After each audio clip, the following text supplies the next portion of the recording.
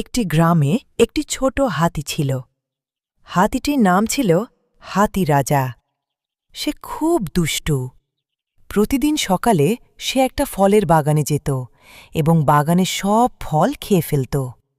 এইটা দেখে বাগানের মালিক হাতি রাজাকে ধরে তার বাবা মার কাছে নিয়ে গেল এবং সে বলে আসলো যে এরপর থেকে যদি আমার বাগানে যায় তাহলে তোমার হাতি রাজাকে আমি বেঁধে রাখব।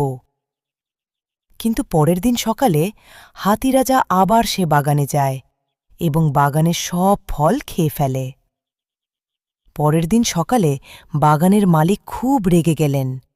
তিনি হাতি রাজাকে ধরে একটি বড় গাছের সাথে বেঁধে রাখলেন। হাতি রাজা তখন খুব ভয় পেয়ে গেল। সে বুঝতে পারল দুষ্টুমি করতে করতে সে সবাইকে কষ্ট দিচ্ছে।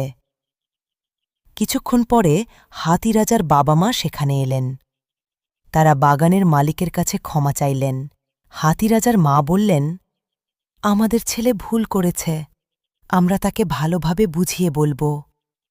বাগানের মালিক বললেন, ফল ফলাতে অনেক কষ্ট হয়, কেউ যদি সব নষ্ট করে ফেলে তাহলে খুব দুঃখ লাগে।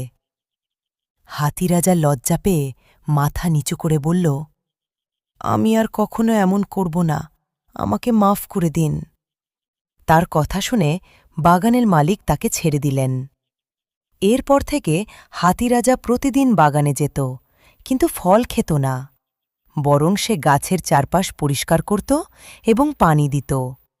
ধীরে ধীরে বাগানের মালিকও তাকে খুব ভালোবাসতে শুরু করলেন। একদিন বাগানের মালিক খুশি হয়ে হাতি রাজাকে অনেক মিষ্টি ফল খেতে দিলেন। হাতি রাজা তখন বুঝল দুষ্টুমি করে নয়, ভালো কাজ করলেই সবার ভালোবাসা পাওয়া যায়।